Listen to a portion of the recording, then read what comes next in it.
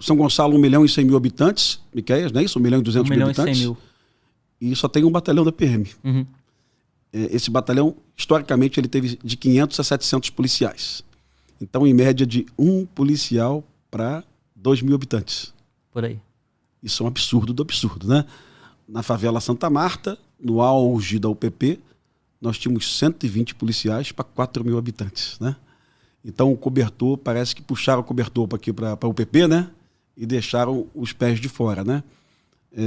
Não pode, dentro do mesmo estado, numa favela, você ter um policial para 60 habitantes e no município aqui do lado você ter um policial para 2.000 habitantes, né? Tem alguma coisa errada nesse planejamento aí, não tem? Sim. É o pobre se dando mal. Eu sempre falei isso em qualquer podcast que eu vou, eu cito muito Copacabana.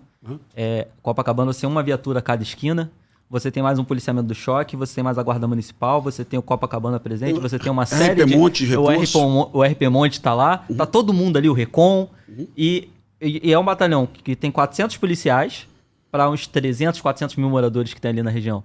Aí São Gonçalo, que tem praticamente o triplo de moradores, triplo ou quádruplo de moradores que a Copacabana, tem um batalhão que é pouco maior do que o batalhão de Copacabana e não recebe tanto recurso. Eles vão dar a desculpa que é uma região turística, que merece atendimento, mas o turista merece segurança pública, evidente, mas o cidadão também, né? Mas a questão que o Glauber está levantando de São Gonçalo, do aumento de violência lá, é o seguinte: justamente no processo de pacificação das UPPs, a gente teve uma entrada muito forte nas UPPs, com a polícia e com as Forças Armadas. E o que aconteceu? Num primeiro momento, houve uma pacificação real. O vagabundo não sabia o que ia acontecer, meteu o pé. Para onde eles foram? Saíram da região metropolitana, da capital, né? E migraram para a Baixada Fluminense, para São Gonçalo, Niterói, Maricá. Então, o que aconteceu? A gente viu ter um aumento muito grande realmente ali com as UPPs, um aumento de violência, 2010 para cá. Aí, quando chega ali 2016, 2017, a gente começa a ter alguns comandantes que fazem um trabalho diferente e São Gonçalo dá uma guinada para baixo, mas na questão de assalto, de 157, a gente começa a perceber realmente uma leve queda. Assim, dá para ter uma sensaçãozinha mais de segurança. Tanto que eu até brinco que o prefeito lá foi eleito para caçar bandido e não para asfaltar rua. Sim. As pessoas, por ele ter sido policial militar, as pessoas votaram nele, Capitão Nelson, visando segurança pública. Mas, infelizmente, no que diz respeito ao tráfico, cara, as barricadas elas estão cada vez mais chegando, se aproximando das principais. Hoje você tem barricadas e pontos de controle do tráfico que estão muito perto ali. Acho que o Glauber está querendo entender como é que essa coisa aconteceu. Porque embora a sensação no centro da cidade, por exemplo, de a chance de você ser assaltado tenha diminuído, dentro das comunidades hoje, eu não vou na casa do meu pai desde 2020. Um lugar que eu ia e, de repente, eu não posso mais ir porque tem uma boca de fumo na esquina da casa do meu pai. Com barricada? Sem barricada, mas com os moleques armados. Não chega a ter barricada, mas os moleques estão armados na esquina do meu pai. É um checkpoint, É um checkpoint. Certo. Eu visitei cidades da Baixada, onde eu vi barricada a 200 metros da prefeitura, tá? Eu acho, Glauber, que é um problema, repito, tá? De segurança nacional. Deixou de ser um problema de segurança pública. Infelizmente, nossos deputados federais, tomara que esses eleitos recentemente, né?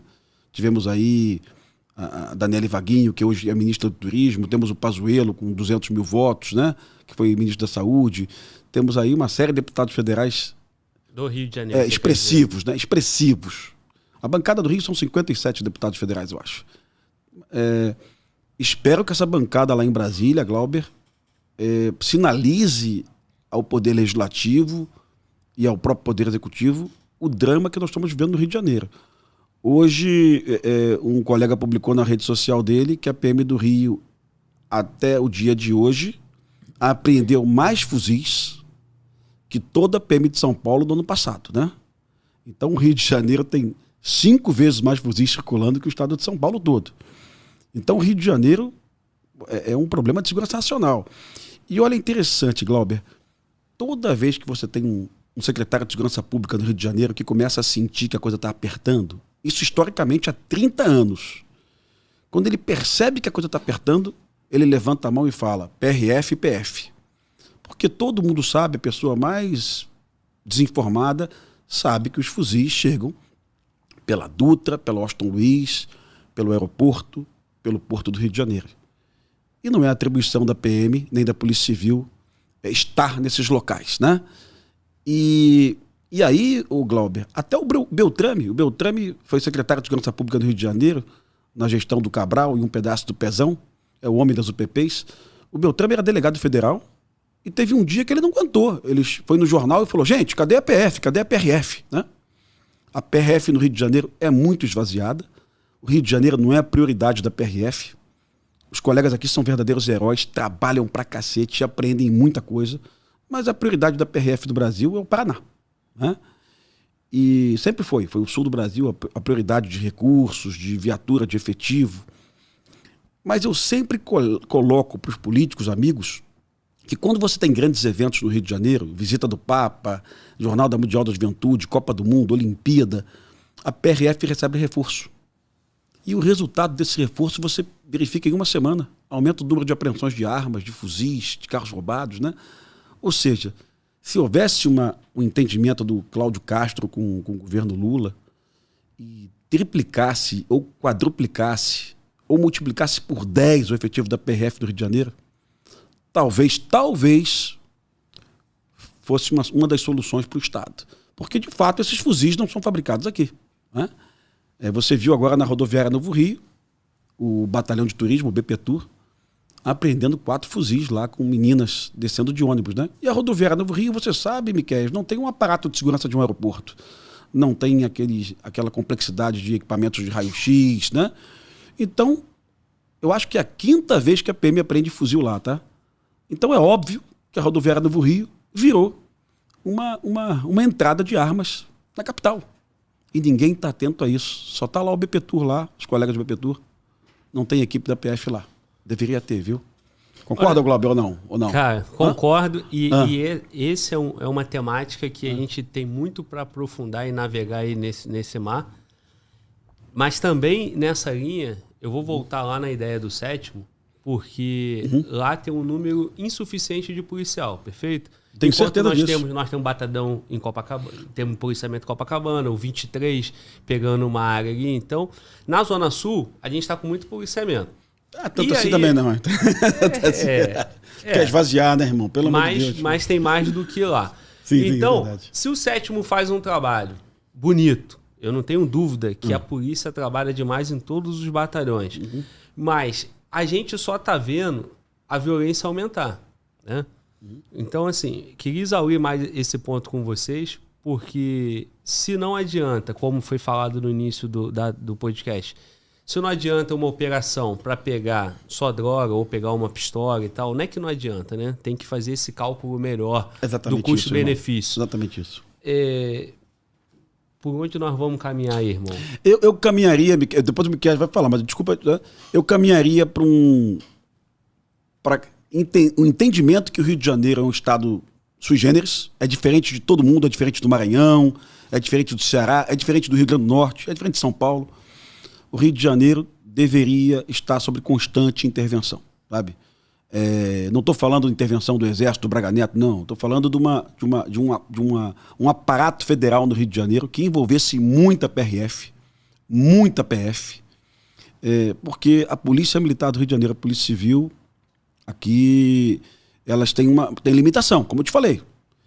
Durante o episódio da barreira fiscal, Glauber, um dia você vai ouvir aqui o Major Edson, viu? O Major Edson, ele foi preso, acusado da morte do Amarildo, né? Acho que ele está solto hoje, né? Está solto sim, com certeza. Você vai ouvir o Major Edson uma vez. O Major Edson foi comandar a barreira fiscal em Itatiaia, e o Major Edson, Glauber, em um dia parou 7.000 caminhões. 7.000 caminhões. Ele montou uma equipe, sem raio-x, sem cão farejador. Ele fez o que deu para fazer. Sabe? Lógico que causou um transtorno no transporte rodoviário do Brasil, no principal eixo rodoviário do Brasil, que é a Dutra. Mas imagina a Dutra hoje com um aparato de raio-x, cão farejador, né?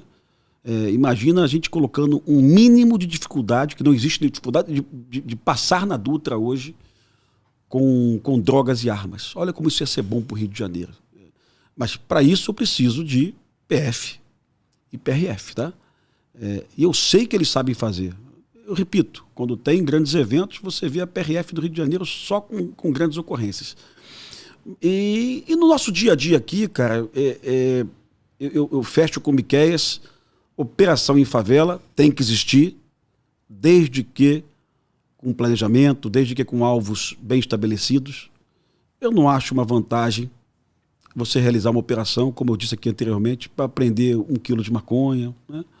Um delegado, uma vez, da Polícia Civil falou para mim: Pimentel, eu deixo acumular mandados de busca, mandados de prisão no Chapadão. Quando eu acumulo lá um número X, né, eu peço apoio da CORE, eu peço apoio do helicóptero, do SAER, às vezes apoio do 41, às vezes apoio do BOP, e realizo uma operação com 200, 300 policiais. Né? Aí faço uma operação só. É um trauma só, é uma confusão só, né? Melhor isso do que você fazer aquele exercício. Até porque hoje, o Glauber, quando a gente fala isso, Glauber, para um policial de Brasília, ou para um policial do Espírito Santo, ou para um policial de Ribeirão Preto, eles duvidam da gente. Hoje, muitas favelas do Rio de Janeiro, se a PM ou a Polícia Civil tentar entrar com um efetivo de menos de 50 homens, é pau, sabe? É confusão, sabe? Às vezes não entra não, né? O que os colegas de outros estados não acreditam, Pimentel, aqui na minha cidade, qualquer guarnição de patamo, de tático móvel, com 5 policiais, entra em qualquer lugar.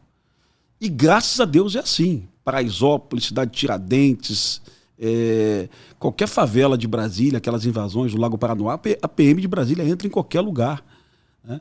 Mas no Rio não é assim. No Rio de Janeiro é o que o Visácaro te falou aqui. A gente chama de black spots, áreas onde o Estado não entra. Onde que existe isso, Glauber? Aprendi com o Visácaro, viu? No Sudão, onde está tendo guerra civil hoje, em Alepo, né? Na Síria, em Mossul, no Iraque, e no Rio de Janeiro. São as áreas no mundo onde forças policiais não conseguem entrar.